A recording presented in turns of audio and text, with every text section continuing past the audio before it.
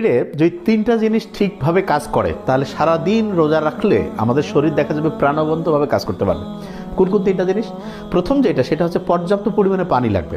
তা আমরা দেখা যাচ্ছে সেহরিতে অনেকেই পানি খাই, কিন্তু কিছুক্ষণ কয়েক ঘন্টা যাওয়ার পরে দেখা যাচ্ছে যে পিপাসা লাগে। তো এইটা থেকে বের হওয়ার ভালো বুদ্ধি যেটা সেটা হলো যে আমাদের শরীরে পানি ধরে রাখে এইরকম কিছু খাবার আছে।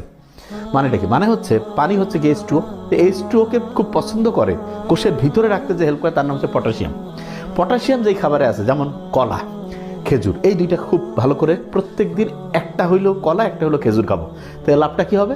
আমাদের কোষের ভিতরে পানিটা ধরে রাখবে এবং ইনশাল্লাহ সারাদিন দেখা যাবে যে পিপাসা মুক্ত আমরা থাকতে পারবো।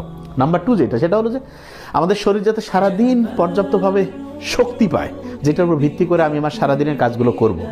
এই জন্য অনেকে দেখা যায় সেহরিতে খুব খাইলো, কিন্তু তারপর দেখা যায় দুপুর 11টা-12টা হওয়ার পরে 2টার দিকে তার ক্ষুধা লাগতেছে। কারণটা কি? কারণ হচ্ছে সে এমন খাবার খেয়েছে যেই খাবারটা দেখা গেছে